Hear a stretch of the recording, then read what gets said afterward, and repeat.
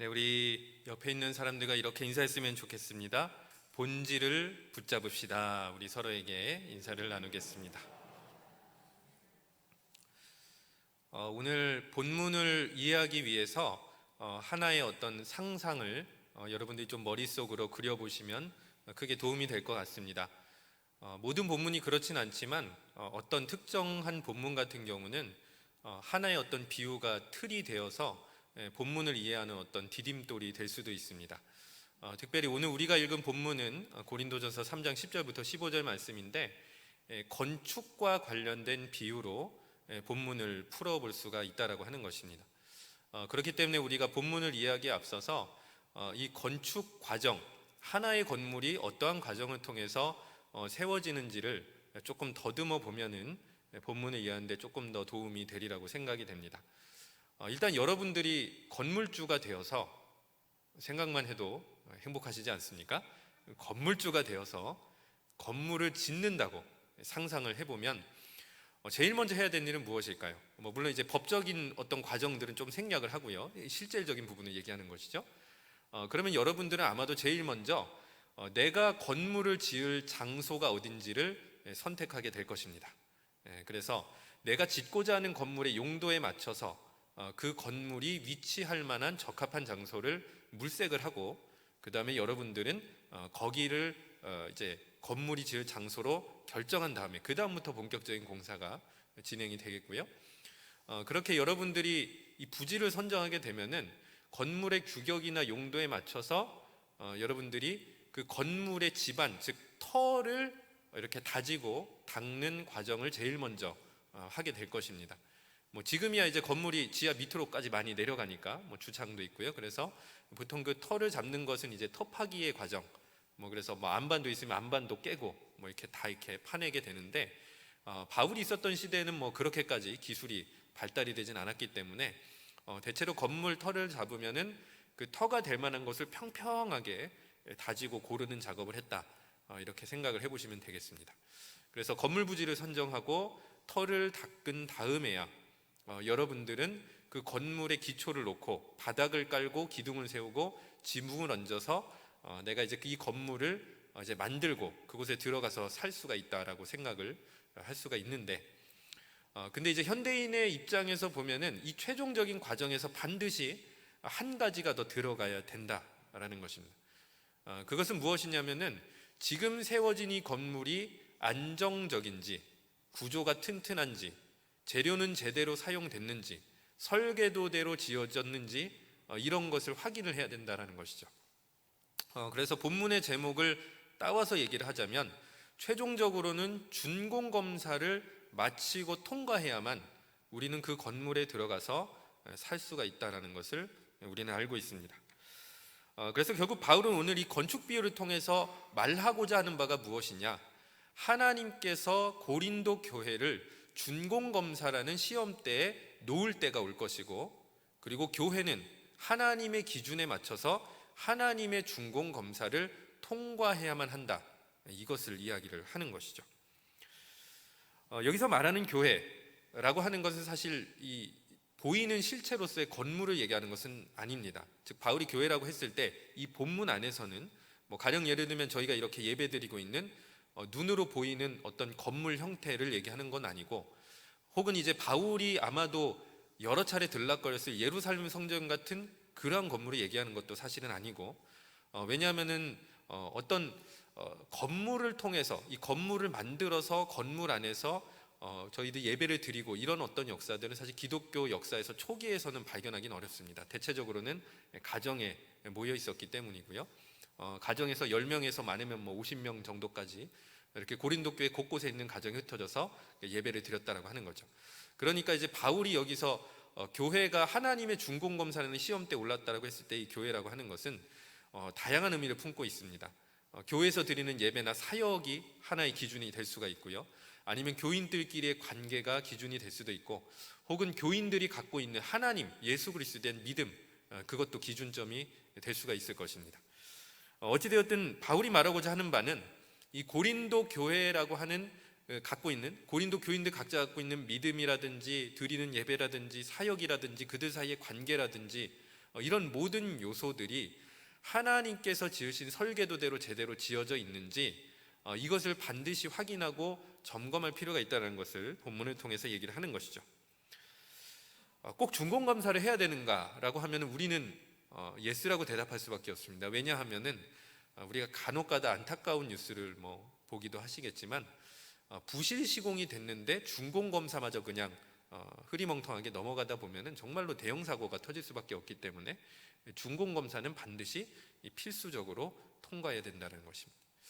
자, 그러면 언제 우리가 이 중공검사가 삐끗하고 잘못됐는지 그 요소가 무엇인지를 좀 잠깐만 생각을 해보면, 첫 번째로는 이제 위치 선정이 잘못되는 경우가 되겠죠. 아파트를 지어야 되는데 여러분들이 늪에다가 아파트를 지을 수는 없겠죠. 네, 그러니까 아예 애초부터 건물이 지어질 수 없는 장소에다 그러한 터에다가 건물을 지으면 이거는 말도 없이 큰일 나게 되는 것이고요. 두 번째의 경우는 터 다지기 자체가 제대로 되지 않았을 경우겠죠. 그래서 균형을 고르게 이렇게 해서 터를 다져야 되는데 한쪽이 움푹 들어갔다든지 높아졌다든지, 그래서 밸런스가 맞지 않은 상태에서 아무리 기둥 세우고 지붕 얹어봐야 무너질 위험이 높을 수밖에 없을 것입니다. 마지막으로 생각해 볼 것은 건물에 사용된 자재가 불량인 거죠. 소위 얘기하는 시멘트나 콘크리트를 쓰는데 이렇게 바닷물을 섞거나 이래가지고 부실한 자재를 사용해서 건물을 지으면 결국 문제가 생길 수밖에 없는 것입니다. 이런 중공검사를 통과하지 못한 여러 가지 요소들을 확인을 해보면 결국 바울은 어떤 여러 가지 하나님께서 제시하는 기준을 통해서 이 중공검사가 통과되지 않을 경우 교회가 위험해질 수도 있다라고 하는 것을 이야기를 하는 것입니다. 그런데 이미 고린도전서 1장부터 보면 이 3장으로 넘어가기 전까지 교회가 삐그덕삐그덕거리는 것을 바울은 이미 알고 있었죠. 제일 대표적인 것은 분파 문제였습니다. 나는 예수 그리스도한테 세례를 받았습니다. 바울한테 세례를 받았는데요, 아볼로파입니다. 이러면서 교회가 이제 쪼개질 만한 어떤 그런 위험들을 보았고, 바울은 이러한 어떤 교회 안에 있는 여러 가지 문제 요소들이 결국에는 하나님의 중공검사를 통과하지 못하게 할 어떤 불신앙적인 모습이라는 것을 알고 있었기 때문에 오늘 본문을 통해서 다시 한번 이 하나님의 중공검사 기준에 적합한 교회가 되도록 힘을 불어넣고 있는 것입니다. 자, 그렇다면 바울은 구체적으로 고린도 교회에 어떠한 결함과 어려움이 있다고 판단했던 것일지 우리 본문을 통해서 한번 확인해 보도록 하겠습니다. 우리 먼저 본문 10절의 말씀 한 목소리로 읽어보겠습니다. 10절 말씀입니다. 내게 주신 하나님의 은혜를 따라 내가 지혜로운 건축자와 같이 터를 닦아둠에 다른 이가 그 위에 세우나 그러나 각각 어떻게 그 위에 세울까를 조심할지니라. 여기서 좀 중요한 단어를 꼽아보자면 지혜로운 건축자라고 할 수가 있습니다. 이 지혜로운 건축자라고 하는 뜻의 헬라어, 특히 지혜로는 소포스라고 하는 단어를 사용하는데, 원래 이 소포스라고 하는 단어는 예술가나 공예가들이 갖춘 숙련된 기술을 의미한다고 합니다. 그러니까 이 지혜로운 건축자를 이렇게 바꿔올 수도 있습니다. 숙련된 건축 감독관, 건축가, 아니면 노련한 건축가, 이런 식으로 우리가 바꿔서 불러볼 수도 있다라고 하는 거죠. 그리고 이 건축자, 지혜로운 건축자 했을 때 이 건축자라고 하는 것은 원어로 보면은 그냥 일반 건축가는 아니고요, 헤드, 그러니까 건축 감독관이라는 뜻에 가깝다라고 합니다. 자, 그러면 건축 감독관은 본인의 아래에 누구를 거느리고 있냐면 기술자, 미장이, 목공을 담당하는 사람, 석공, 이런 사람들, 기술자들을 다 휘하에 거느리고 있고, 본인이 주도해서 이 기술자들을 통해서 건축을 계속해서 해나가는 어떤 그런 존재로서 그려내고 있는 것이죠. 자, 그런데 이제 본문에 보면은 결국 바울이라고 하는 사람, 바울의 역할, 고린도 교회를 위한 바울의 역할은 지혜로운 건축 감독관이 되어서 교회를 세웠다라고 이야기를 하는 것입니다. 자, 그렇기 때문에 이 건축 비유를 통해서 다시 한번 이 고린도 교회가 세워진 어떤 그런 과정들을 조금 따져보면 이런 것입니다. 먼저 하나님께서 고린도 교회를 지을 수 있는 설계도를 주신 겁니다. 그 설계도는 무엇이냐면 교회의 머리이고 터인 예수 그리스도입니다. 이것은 11절 본문에도 잘 나타나 있습니다. 그러니까 예수 그리스도라고 하는 설계도를 바울이 하나님으로부터 받았다라고 하는 것입니다. 그러니까 이제 이것 자체를 우리가 설계도를 복음이라고 얘기해도 지나친 바는 아닙니다. 자, 그 다음에 바울이 한 일은 무엇이냐면 지혜로운 건축자와 같이 털을 닦아두었다. 그러니까 털을 닦았다라고 되어 있는데, 이 털을 닦았다라고 하는 것은 바울의 사역을 말하는 것입니다. 즉 고린도 지역에 도착해서 복음을 증거한 것, 이것이 바로 바울이 털을 닦았다라고 표현을 한 것이죠. 바울이 복음을 전했기 때문에 그 지역에 있었던 사람들이 복음을 받아들이고 예수 그리스도를 믿게 되었다라고 해도 지나친 말은 아닙니다. 자, 그러면 바울은 한 곳에 오래 머무르지 않았습니다. 고린도에 갔다가 빌립보도 갔다가 여기저기 가게 되었는데, 그러면 자연스럽게 고린도에서도 바울의 후임이 되어서 지도하는 지도자들이 있었을 것입니다. 대표적으로는 아볼로라고 할 수가 있는데, 그럼 아볼로와 같은 지도자들의 역할은 무엇이냐면 건축 감독관 밑에서 같이 동역하는 기술자들이라고 할 수가 있는 것이죠. 그래서 바울이 전해준 복음 설계도에 따라서 고린도 교회를 세우는데 적절한 자재를 선택하고 조각하고 필요한 곳에 필요한 물품들을 조달하고 세우는 모든 일을 이제 바울의 후임이 되는 사역자들이, 지도자들이 감당을 했다라고 볼 수가 있는 것입니다. 또 하나 소포스의 의미에 대해서 우리가 좀 생각해 볼 것이 있습니다.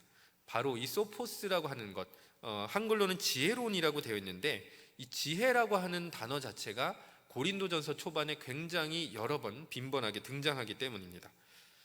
특별히 바울이 말하는 지혜는 하나님의 지혜라는 것이고, 하나님의 지혜를 설명하기 위해서 세상의 지혜라는 단어를 동원해서 이걸 비교 대조하고 있는 것이 이 고린도전서 1장과 2장의 주요 내용이 되겠습니다.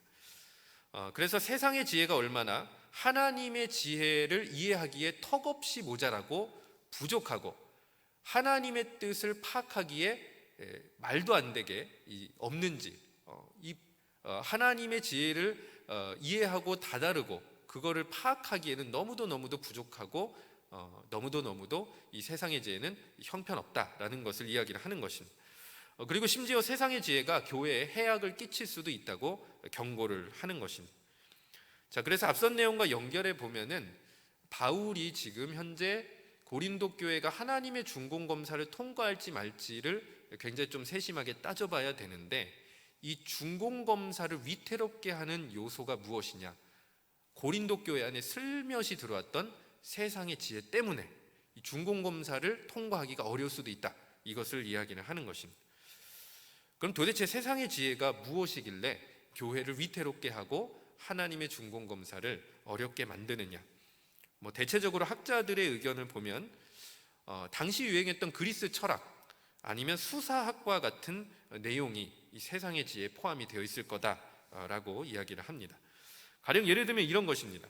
교회 지도자나 혹은 교회 가르침이 그리스 철학과 일맥상통해야 된다. 아니면 유명했던 그리스 철학자들의 가르침을 복음 역시 반영을 해야 된다. 아니면 이 복음의 내용 자체는 철저하게 논리 정연해야만 한다. 아니면 이 복음을 표현할 때, 즉 말로 증거할 때 그 내용을 설득력 있게 말로 표현해야만 한다. 이런 이야기들이 고린도 교회 안에 이렇게 교인들 사이에서 이야기가 나왔다라고 생각을 하면 되겠습니다. 자, 그래서 가령 아볼로 같이 달변가로 알려져 있는 지도자는 교회 안에서 사람들이 다 달라붙는 거죠. 아볼로만한 설교자는 없습니다 하면서 이렇게 달라붙고 칭찬하고, 그리고 자연스럽게 아볼로라는 사람을 중심으로 파가 형성이 되었던 증거들이 있는 것이죠. 심지어 바울한테는 고린도 교인들이 이런 평가를 내린 적도 있었습니다. 고린도 후서 11장 6절 공동 번역으로 제가 여러분들에게 읽어드리겠습니다. 찾지는 않으셔도 됩니다. 나는 말재주는 별로 없는 사람이지만 지식이 모자라지는 않습니다. 바울 자신이 자기 자신을 변호하는 내용인데, 말재주는 별로 없는 사람이다. 그런데 사실은 이것이 바울이 자기 자신을 평가하는 말이기도 하지만 고린도 교인들이 바울을 평가하는 말이기도 했다라고 합니다. 그러니까 말재주가 별로 없다, 이건 무슨 뜻일까요? 지금 저희들 상황에서 좀 적용을 해보면 이런 겁니다. 설교가 별론데? 바울 설교가 잘 안 들리는데? 이렇게 지루하지? 잘까? 이런 느낌이라고 생각을 해보면 되겠습니다. 자, 그런데 여러분들 잘 생각해 보십시오. 저희들이 설교자의 말솜씨 때문에 구원을 받은 것입니까? 아니면 설교자를 통해서 선포되는 복음의 말씀이 성령의 역사로 말미암아 우리에게 깨달아지고 믿어지기 때문에 우리가 구원을 받은 것입니까? 그러니까 하등 이건 본질적인 얘기는 아닙니다. 바울이 말솜씨가 있든지 없든지 그것은 사실 본질적인 내용이 아니었어요. 그런데 그럼에도 불구하고 세상의 지혜에 심취한 고린도 교인들이 바울의 말주변, 말솜씨를 가지고 평가를 하고 있는 고린도 교회의 모습을 우리는 보게 되는 것입니다. 또한 바울은 고린도전서 1, 2장에 걸쳐서 여러 차례 이 세상의 지혜 자체의 한계와 허망함을 강조하면서 이야기하고 있는데, 예를 들면 고린도전서 2장 4절부터 5절의 말씀, 아주 대표적일 것입니다. 제가 세 번역 말씀으로 한번 읽어드리도록 하겠습니다. 화면을 봐주시면 되겠습니다. 나의 말과 나의 설교는 지혜에서 나온 그럴듯한 말로 한 것이 아니라 성령의 능력이 나타난 증거로 한 것입니다. 그것은 여러분의 믿음이 사람의 지혜에 바탕을 두지 않고 하나님의 능력에 바탕을 두게 하려는 것이었습니다. 자, 그러니까 나의 말과 나의 설교는 그럴듯한 말로 한 것이 아니다. 즉 수사학이나 아니면은 철학적인 지식을 동원해서 화려하게 이야기한 말이 아니라 성령의 능력이 나타난 증거로 한 거다. 그러니까 바울이 설교를 했을 때, 말을 전했을 때 그 안에 어떤 역사가 일어나는 성령의 역사가 일어났다, 이것을 이야기를 하는 것이죠. 자, 그 다음에 후반절에 이렇게 이야기합니다. 여러분의 믿음이 사람의 지혜에 바탕을 두지 않고 하나님의 능력에 바탕을 두게 하려는 것이다. 그래서 일부러 철학적인 말이라든지 수사학을 동원해서 어렵게 설교하지 않았던 겁니다. 그저 하나님의 말씀을 있는 그대로 전했고 그 안에서 드러나는 성령의 역사를 기대하며 설교하고 말했던 것이 바울의 설교였던 것이죠. 그렇기 때문에 고린도 교인들이 복음을 믿게 된 이유는 복음을 논리적으로 풀어내는 바울의 말솜씨에 반한 것은 아니었고, 바울이 복음을 선포하는 현장에서 임했던 성령의 능력을 경험했기 때문에 예수 그리스도를 믿고 교회에 다니기 시작했다라고 우리는 결론을 내릴 수가 있는 것입니다. 믿음의 바탕, 교회의 바탕은 세상의 지혜가 될 수 없습니다. 오로지 복음이어야만 되는 것입니다. 코로나19가 장기화되면서 여러분도 잘 아시는 것처럼 교회에서 온라인 예배도 드리고 유튜브를 켜보면은 예배 시간에 주르륵 하고 나옵니다. 영등포교회만 뜨는 것이 아니죠. 다른 교회도 예배 나오고 찬양도 나오고 교육 프로그램도 나오고 여러 가지 다양한 콘텐츠들이 유튜브에 뜨고 있습니다. 영적으로 성장하고자 하는 열망을 갖고 다른 교회 것도 참고하고 들어보는 것 나쁘지는 않을 것입니다. 그러나 만약에 우리 안에 순수하지 않은 의도가 있다면 경계해야 될 것입니다. 가령 이런 것이죠. 우리 교회 목사님 설교가 따분하거나 재미가 없거나 내가 듣고 싶은 종류의 말씀이 아니어서 내가 만약에 다른 말씀을 찾아다닌다라고 하면은 그것은 무언가 우리가 본질을 제대로 이해하지 못하고 있다라는 증거일 것입니다. 복음의 능력보다는 사람의 말솜씨에 더 끌리는, 즉 본질보다는 비본질을 붙잡으려고 하는 우리의 왜곡된 모습이 드러나는 것일 수도 있기 때문입니다. 또한 세상의 지혜로는 예수 그리스도를 알 수도 없습니다. 태생적인 한계가 그렇습니다. 다시 한번 바울의 말에 귀를 기울여 보겠습니다. 고린도전서 1장 21절의 말씀, 고린도전서 1장 21절의 말씀을 한 목소리로 읽어 보겠습니다. 하나님의 지혜에 있어서는 이 세상이 자기 지혜로 하나님을 알지 못하므로 하나님께서 전도에 미련한 것으로 믿는 자들을 구원하시기를 기뻐하셨도다. 자, 어떻게 얘기하고 있습니까? 이 세상이 자기의 지혜로 하나님을 알지 못한다 라고 바울은 이야기합니다. 그러니까 아무리 공부를 열심히 하고 지혜를 쌓고 그리스 철학을 배우고 열심히 파고 탐구를 해도 그것만 가지고는 하나님께로 이를 수 없다는 거죠. 이 얘기는 이렇게 바꿔볼 수 있겠죠. 하나님께 이룰 수 없기 때문에 구원의 은혜를 받을 수 없다는 것과 마찬가지일 것입니다. 태생적인 한계가 그렇습니다. 그러므로 세상의 지혜를 가지고 교회를 세우려 하는 것은 사실 어찌 보면은 그냥 건물을 무너뜨리겠다고 작정한 것과도 같은 것이죠. 바울이 목격했던 것이 이것이었습니다. 어찌 보면 이 세상의 지혜로 교회를 세우려 하고 아니면 이 세상의 지혜를 가지고 복음을 가르치려고 했던 이 고린도 교인 일부 사람들의 헛된 노력이 혹여라도 하나님의 중공검사를 통과하지 못할 요소가 되지는 않을까 바울은 염려했던 것이죠. 그런데 그럼에도 불구하고 이 다른 교인들, 세상의 지혜에 심취된 교인들의 이야기와 목소리에 다른 교인들이 휘말려서 심지어는 분파까지도 만들어내었던 이런 모습을 볼 때 그만큼 세상의 지혜는 분간하기가 어려웠을 수도 있습니다. 다시 얘기해서 세상의 지혜는 진짜 같은 가짜일 수도 있다는 거죠. 올해 2월 27일이었습니다. TV 프로그램 중에 그것이 알고 싶다 1251회였습니다. 현 시대의 사회상과 문제점을 고스란히 담고 있는 화였는데 본편에서 다른 주제는 딥페이크였습니다. 조금 어려운 말이어서 설명을 드리면 이 딥페이크라고 하는 것이 딥러닝과 가짜란 뜻의 페이크의 합성어입니다. 어떤 말이냐면 인공지능 기반의 인간 이미지 합성 기술을 의미하는 겁니다. 여기서 이미지만이 아니고 사실은 음성까지도 합성이 가능하다고 합니다. 자, 이런 것이죠. 이 딥페이크라고 하는 것은 무엇이냐면 이 기술을 적용하면 내가 동영상 촬영을 하지 않아도 마치 내가 동영상 촬영을 한 것처럼 만들어낼 수가 있습니다. 자, 그래서 제가 실례를 한번 보여드리겠습니다. 화면을 좀 띄워주셨으면 좋겠습니다. 분간이 좀 되십니까? 그것이 알고 싶다 인트로 장면이었습니다. 자, 여러분들이 보시는 방향에서 왼쪽이 김상중 씨인데 딥페이크로 합성한 김상중 씨였고요. 오른쪽은 진짜 김상중 씨였습니다. 그런데 인트로를 어떻게 꾸몄냐면 왼쪽에 있는 딥페이크 김상중 씨가 제일 먼저 나와서 본인이 이렇게 인트로 멘트를 하는 것까지를 보여준 다음에 그 다음에 뒤에서 진짜 김상중 씨가 나온 장면을 지금 저희가 스크린샷으로 지금 보여드리는 것입니다. 그러니까 아마도 독자들 입장에서는 처음에는 분간하기가 어려웠을 수도 있습니다. 진짜 김상중이 나와서 당연히 하는 거다, 이제 프로그램이 시작됐구나라고 하는 것이죠.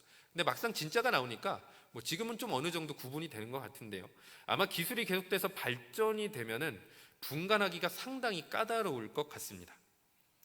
1251회 그것이 알고 싶다 부제 가짜와의 전쟁이었습니다. 교회는 그리고 그리스도인은 진짜 같은 가짜를 매우 조심해야 됩니다. 명배우 찰리 채플린의 일화를 소개해드리겠습니다. 굉장히 많이 인기를 받고 승승장구하는 차였는데 인기가 많아지고 찾는 사람이 많다 보니까 좀 정신적으로 많이 지쳐서 우울증이 찾아올 지경이었습니다. 그래서 어느 날 도저히 견디다 못해서 드라이브를 나갔습니다. 엑셀을 밟아서 우연찮게 어느 시골 마을에 도달을 하게 되었습니다. 그러니까 하필이면 또 축제가 벌어지는 상황이었고 축제 구경을 위해서 여기저기 다니게 되었는데 마을 광장 중간에서 행사를 하나 하고 있었습니다. 현수막을 보니까 찰리 채플린 흉내내기 경연대회. 그러니까 이게 뭐 웃긴 상황이죠. 자기를 이 흉내내는 사람들 가지고 경연을 하는 겁니다. 자, 그래가지고 좀 고민을 하다가 나도 한번 참가해 봐야지 스트레스가 좀 풀릴 것 같다, 이렇게 한 겁니다. 수많은 사람들이 나왔습니다. 채플린도 참가했고 다른 사람도 참가했습니다. 최종 결과가 발표됐습니다. 찰리 채플린은 몇 등이었을까요? 3등이었습니다. 자, 어떤 얘기죠? 진짜 찰리 채플린보다 더 찰리 채플린처럼 보이는 가짜가 2명이나 더 있었다라는 얘기겠죠. 지금은 그럴듯한 가짜와 진짜를 구분하기가 정말로 어려운 시대가 되었고요, 그럴듯한 가짜가 진짜 노릇까지 하는 시대가 되어버리고 말았습니다. 그리스도인도 마찬가지죠. 진짜 그리스도인도 있을 수가 있고요, 진짜처럼 보이지만 사실은 가짜인 그리스도인이 있을 수도 있습니다. 바울이 바라봤던 고린도 교회가 그런 위험에 빠질 수도 있었다라는 것입니다.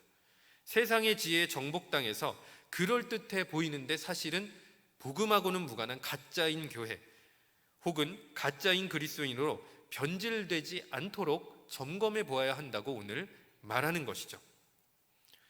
10절 후반부의 말씀을 다시 한번 주목해 보면 이 후반부 말씀은 이렇습니다. 그러나 각각 어떻게 그 위에 세울까를 조심할지니라. 영어 성경 NIV에는 Be careful how he builds 이렇게 되어 있습니다. 자, 이것은 어떤 뜻이냐면은 그가 어떻게 짓는지, 어떤 방법으로 짓는지를 매우 신중하고 조심해야 된다라고 직역을 해볼 수가 있습니다. 그러니까 바울이 닦아놓은 터 위에서 이 복음 위에서 교회를 세워가야 되는데 바울의 후임이 되는 아볼로와 같은 교회 지도자들도 사실 조심하면서 복음 설교도에 따라 교회를 지어야 되는 것이고, 그리고 교인들 각자에게도 사실 이거는 해당되는 말씀이 될 겁니다. 왜냐하면 교회 안에서 복음을 먹고 복음을 먹으면서 자라나고 자기의 믿음을 세워가기 때문에 본인이 세워가는 믿음이 복음에 뿌리 내는 것이 아니라 세상의 지혜에 뿌리 내려 있다면 사실은 큰일을 날 수 있는 것이죠. 그렇기 때문에 바울은 이 교회를 세워나가는 것, 믿음을 세워나가는 것, 이것을 굉장히 신중하게 진행해야 된다라고 이야기를 합니다. 하나님께서 교회의 감리사로서 복음의 터 위에 이 교회가 제대로 세워져 있고 우리 믿음이 제대로 세워져 있는지를 시험해 보시는 때가 다가오고 있었기 때문입니다. 본문을 다시 한번 읽어보도록 하겠습니다. 12절과 13절의 말씀이 되겠습니다. 고린도전서 3장 12절, 13절 말씀 함께 읽어보도록 하겠습니다. 만일 누구든지 금이나 은이나 보석이나 나무나 풀이나 짚으로 이 터 위에 세우면 각 사람의 공적이 나타날 터인데 그날이 공적을 밝히리니 이는 불로 나타내고 그 불이 각 사람의 공적이 어떠한 것을 시험할 것임이라. 자, 그러니까 바울은 오늘 하나님께서 불로써 교회를 점검하시고 시험하신다라고 이야기를 하는데, 그 불, 하나님의 시험의 불이 하는 역할은 무엇이냐면 각 사람의 공적이 어떠한지를 확인하는 것입니다. 자, 그래서 13절 하반절 이 내용의 공동 번역은 또 이렇습니다.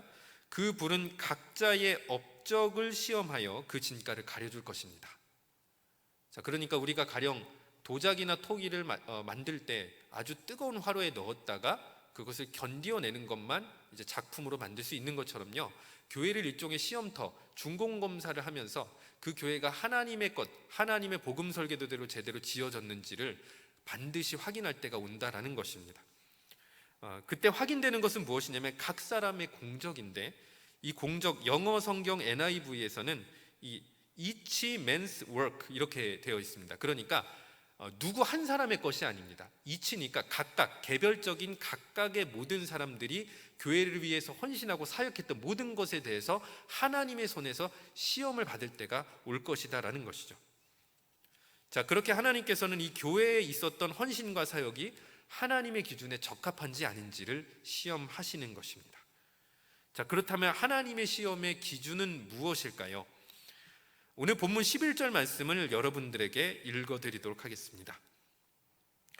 이 닦아둔 것 외에 능히 다른 터를 닦아둘 자가 없으니 이 터는 곧 예수 그리스도라 라고 본문은 말씀합니다. 바울이 닦아둔 터는 예수 그리스도입니다. 자, 그래서 하나님께서 교회가 예수 그리스도의 복음 위에 세워졌는지를 확인하신다, 검증하신다라고 하는 것이고요. 두 번째로 12절 말씀을 눈으로 확인해 보면 여기서 금은 보석과 나무풀 지피라는 6종류의 건축 자재가 나오고 있습니다. 자, 그런데 금과 은과 보석은 불시험에 타지 않는 재료라고 할 수가 있고요. 그 다음에 나무와 풀과 짚은 불에 타는 재료라고 할 수가 있습니다. 자, 그러니까 6종류의 자재는 결국 하나님의 중공검사를 통과할 수 있는 자재냐 아니냐를 두고 세 종류씩 묶어가지고 표현을 하고 있는 거죠. 세상의 지혜라고 하는 것은 교회를 세우기에 적합하지 않은 터이며 동시에 교회를 세우기에 적합하지 않는 자재였던 것이었습니다. 세상의 지혜는 하나님이 불시험으로 공적을 드러내면 불타서 사라져버릴 위험천만한 자재였던 것입니다. 그렇기 때문에 우리는 지금부터라도 교회를 위해 헌신하고 우리 믿음을 세워나갈 때 하나님의 중공검사를 당당히 통과해 낼 수 있는 것으로, 즉 복음으로 세워나가야 되는 것이죠. 그렇기 때문에 우리는 복음의 뿌리를 내리며 살아가야 되는 것입니다. 우리가 서로 좀 이렇게 인사해 보았으면 좋겠습니다. 복음의 터 위에서 삽시다. 우리 인사를 나누겠습니다. 그렇다면 복음의 터 위에서 산다는 것은 무엇이겠습니까? 복음이 말하는 본질을 붙잡는다라는 거겠죠. 교회는 위기의 때일수록 본질을 붙잡아야 됩니다. 지금은 위기의 때 아니겠습니까? 이 위기의 때에 우리는 더 본질을 향해 달려나가야 된다는 것입니다. 복음이 없으면 교회도 없습니다. 영등포교회는 어떨까요? 언더우드 선교사님이 바울처럼 이 지역에 복음을 전했고 그 복음을 전한 사람들이 예수 그리스도를 믿기로 결신했기 때문에 영등포 교회가 오늘까지 존재하는 것입니다. 그리고 그 터 위에, 복음 위에 지어진 이 영등포 교회 터 위에 정말로 많은 지도자들이, 그리고 성도님들이 헌신해 왔습니다. 우리가 계속해서 복음을 붙잡고 예배하고 기도하고 사역한다면 우리 교회는 하나님의 준공검사를 당당하게 통과하고 하나님께 인정받는 교회로 우뚝 설 줄로 믿습니다. 이제 마지막으로 하나님의 준공검사를 통과할 수 있는 방법을 여러분들과 나누어 보도록 하겠습니다. 비교는 바울이 고린도 교회에 증거한 복음의 그 내용 자체에 있습니다. 고린도전서 2장 2절의 말씀인데요, 이 2장 2절의 말씀 제가 여러분들에게 세 번역으로 읽어드리겠습니다. 내가 너희 중에서 예수 그리스도와 그가 십자가에 못 박히신 것 외에는 아무것도 알지 아니하기로 작정하였습니다. 여기서 예수 그리스도와 그가 십자가에 못 박히신 것 외에는 이라고 되어 있습니다. 오직 그것만 생각하고 그것만 증거했다라고 바울은 이야기를 하는 것입니다. 그러니까 바울이 전한 복음의 제일 에센스는 무엇이었냐면요, 십자가에 달린 예수 그리스도였다, 즉 십자가의 복음이었다, 이렇게 생각을 하는 것입니다. 그러니까 교회가 얼마나 십자가에 매달리고 있는지, 십자가의 신앙으로 살아가려고 하는지가 매우 중요한 것이죠. 하나님의 준공검사를 통과하기 위해서는 교회가 다시 한번 십자가를 져야 되고, 우리가 다시 한번 우리 각자의 십자가를 져야 되는 믿음의 결단이 있어야 되는 것입니다. 십자가의 신앙이라는 것이 교회를 세우기에 최적화된 터요, 금은보석과 같이 하나님의 준공검사를 통과할 최적화된 자재이기 때문입니다. 그래서 바울은 빌립보서 2장 5절부터 8절의 말씀을 통해서 그리스도인은 이 십자가를 가슴속에 품고 마음속에 품고 살아야 한다고 강조를 했습니다. 이 말씀을 제가 여러분들에게 읽어드리도록 하겠습니다. 빌립보서 2장 5절부터 8절 말씀 역시 세 번역이 되겠습니다. 여러분 안에 이 마음을 품으십시오. 그것은 곧 그리스도 예수의 마음이기도 합니다. 그는 하나님의 모습을 지니셨으나 하나님과 동등함을 당연하게 생각하지 않으시고 오히려 자기를 비워서 종의 모습을 취하시고 사람과 같이 되셨습니다. 그는 사람의 모양으로 나타나서 자기를 낮추시고 죽기까지 순종하셨으니 곧 십자가에 죽기까지 하셨습니다. 자, 이것이 바로 예수 그리스도의 마음을 바울이 길게 설명을 한 것입니다. 예수 그리스도의 마음을 품어야 되는데 십자가에 죽기까지 순종한 것이다, 이것이 예수 그리스도의 마음이다, 이렇게 이야기를 하는 것이죠. 여러분도 혹시 옛날 사람들이 집터를 어떻게 다졌는지 알고 계십니까? 달구라는 기구를 사용했다고 합니다. 달구는 어떤 것이냐면 쇠뭉치라든지 큰 돌덩어리에다가 이렇게 사람 4명 정도나 아니면 그 이상이 이렇게 들을 수 있도록 이렇게 줄이라든지 이렇게 엉는 것이죠. 그래서 이제 사방으로 흩어져 가지고 달구를 갖고 집터로 가서 같이 들었다가 내렸다가 하는 것입니다. 그러니까 이거를 왜 하는 것이냐면은 집터가 될 흙마당을 단단하게 다지려고 한 것이죠. 이 다지다라고 하는 한글 단어, 그러니까 달구로 다지는 것인데, 이 다지다라고 하는 한글 의미 중에는 마음이나 뜻을 굳게 가다듬다, 이런 뜻도 있다고 합니다. 자, 그러니까 비유하자면 이런 것이죠. 기도와 말씀이라는 달구에 달아가지고 우리 마음을 계속해서 충격을 주는 것입니다. 때리는 것입니다. 우리 마음속에 기도로 때리고 말씀으로 때리면서 우리 마음이 예수 그리스도의 마음이 되도록 다져 나가는 일, 이것이 그리스도인에게 필요하다는 것이죠. 왜냐하면 예수 그리스도의 마음은 곧 십자가의 마음이기 때문입니다.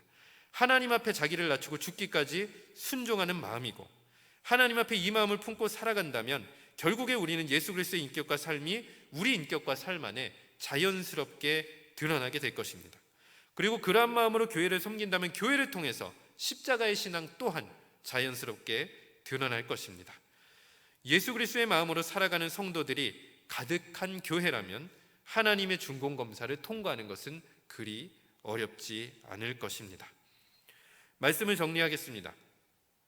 본문 14절과 15절에는 하나님의 준공검사를 통과하는 자에게는 상이 있고 그렇지 못한 자에게는 불 가운데서 구원을 받는 것과 같다라고 비유로 설명을 하고 있습니다. 불 가운데서라도 구원은 있기 때문에 이것조차도 끝까지 인내하시고 품어주시고 사랑하시고 붙들어주시는 하나님의 은혜일 수가 있습니다. 그러나 기왕이면 십자가의 복음의 터 위에서 교회를 세우고 우리의 각자의 믿음을 세워나가서 하나님께 상 받는 인생이 된다면 더 좋고 아름답지 않겠습니까? 국내 최초 외화 위조지폐 감별 자격증을 따신 우리은행의 신모라고 하시는 부부장님이 계시는데요, 언론 매체와의 인터뷰에서 이런 말을 한 적이 있었습니다. 가짜를 판별하려면 진짜부터 제대로 알아야 합니다. 진짜를 알기 위해서는 오감을 동원합니다. 색깔을 확인하고 만져보고 냄새를 맡고 손가락으로 툭툭 치면서 소리도 들어봅니다. 위생 문제만 아니라면 맛도 볼 수 있습니다. 지문으로 지폐의 까끌까끌한 지질까지도 확인합니다. 그렇게 수백 수천 번을 반복해서 진짜 지폐를 구별할 수 있으면 자연스럽게 위조 지폐도 구별해낼 수 있습니다. 자, 위조 지폐를 구별하는 방법, 가짜 샘플을 공부하는 것이 아니라 진짜만 수백 번 수천 번 만지는 것. 우리가 진짜 같은 가짜가 아니라 진짜 교회, 진짜 그리스도인이 되기를 원한다면 가짜를 골라낼 시간을 오히려 진짜를 더 알고 진짜를 경험해 보는데 투자해 보면 되는 것입니다. 저는 특히 우리 교회가 코로나19 속에서도 예배나 기도나 말씀과 같은 본질적인 사역에 시간을 쏟고 있는 것을 너무도 자랑스럽게 생각을 합니다. 매우 고무적인 현상입니다. 이 일에 계속해서 힘써 주시기를 부탁드립니다. 십자가의 복음을 알고 이해하려고 하고 십자가의 복음으로 살아가려고 시간을 쓰는 여러분들의 모습 속에서 하나님이 인정하고 세상이 인정하는 진짜 교회, 진짜 그리스도인이 되어갈 줄로 믿습니다.